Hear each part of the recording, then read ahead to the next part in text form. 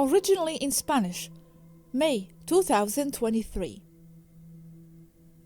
Yazhi, referring to Mari's video about shadow people, someone asked, how is it possible that these people, biological, low astral, are interstellar and live outside the Earth? I know how I would answer, but I prefer it in your words. It's just that Swaruu's measure, what was used at that time, is something measurable as an average frequency of an existential realm. As an average, it is higher outside. But I would say that one thing is average frequencies, measurable and with numbers, of an existential realm, and another thing is what is said to be 5D as such, which is more linked to consciousness, as Mari says.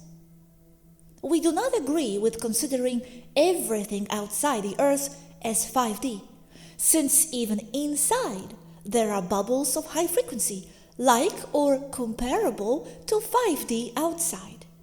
And in space, there are also bubbles of low frequency. Those are Mari's ideas and concepts that stick with Swaruu's more scientific ones. So, the average consciousness of the known universe where biology is being produced would be equivalent to a 5D? From the point of view of what Swaruu said, yes. From Mari's point of view in the video, no. Mari says that the frequency will depend on the consciousness of whoever experiences or measures whatever it is. Swaruu is looking at that from a scientifically measurable point of view, when it is more of consciousness. I see both points. I don't see a clash between them. However, the concept associated with 5D is more of a consciousness and not of a place. From that 5D point of view, I am more with Mari. But then these shadow people will not reach Taygeta, where the average consciousness of the people is 5D, no? If Taygetans are of higher frequency, they won't get there, not even with their ships, right? It depends on the consciousness of each one of them or of the group. But for the most part, they would not reach Taygeta or similar places because they are easily detected. And this also means that you have astral entities, archons, etc., yes? Yes, that is not only of Earth, but shadow beings.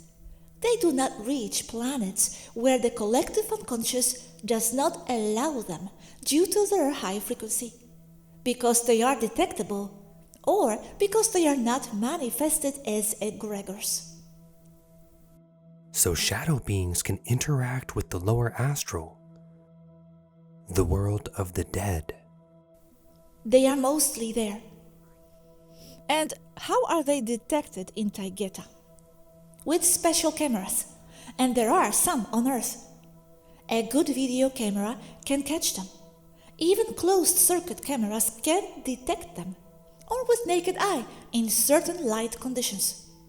They can't hide much, or only from the ignorant population. And what do you do when they are detected? Treat them as an intruder, or ask them to leave. And do they listen? Yes, they listen, and they even talk, although mostly they will not. But for example, a terrestrial car could run them over and hurt them?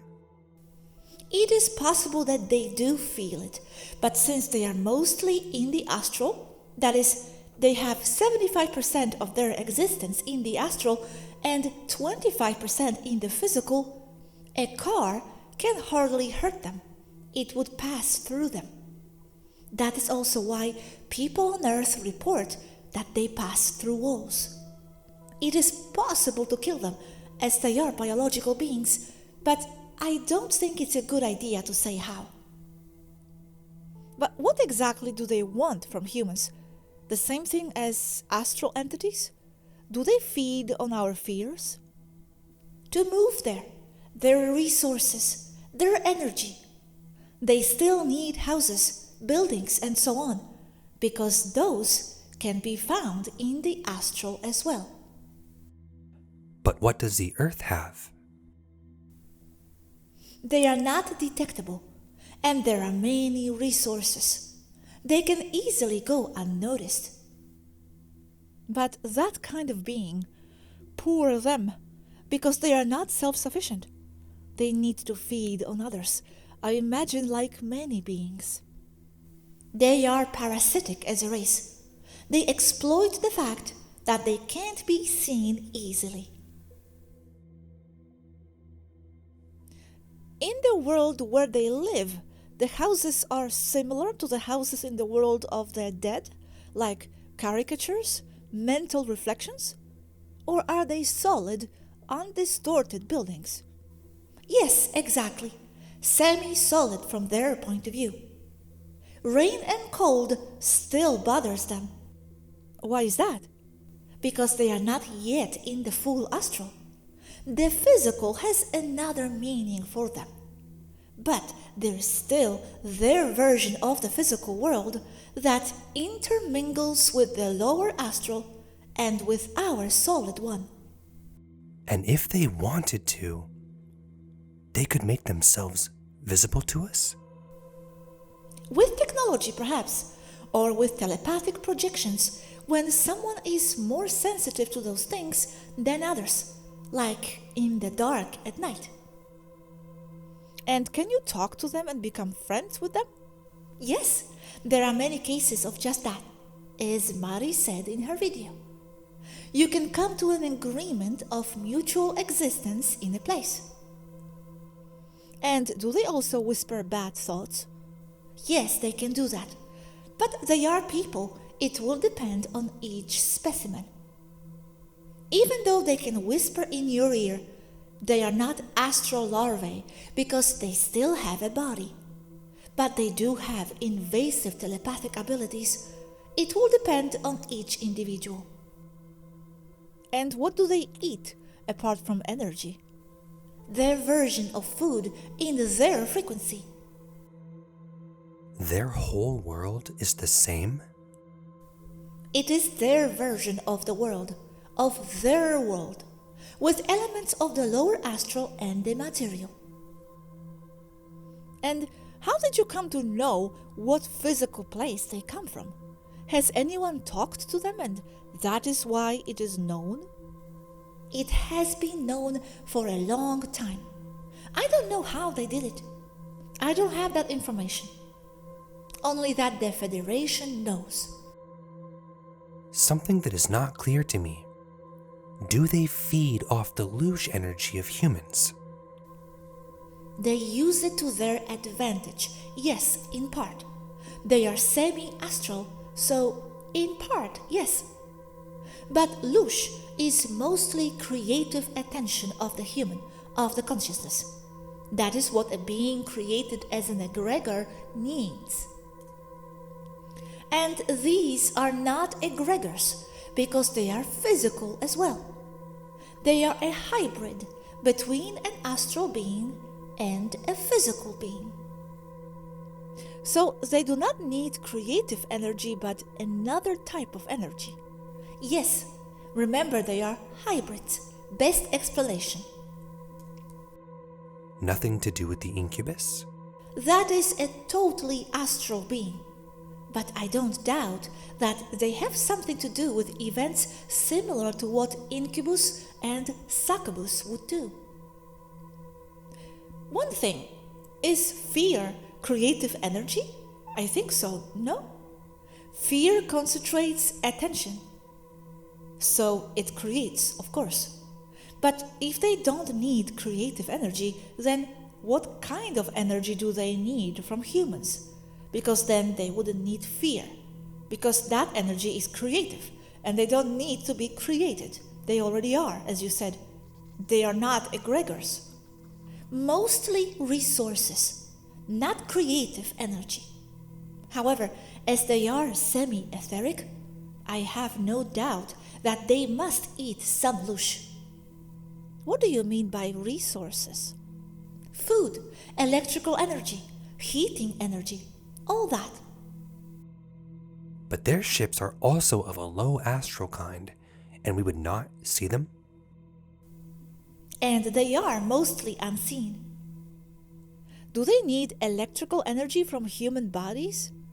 From the electrical grid. So not ours, not corporal.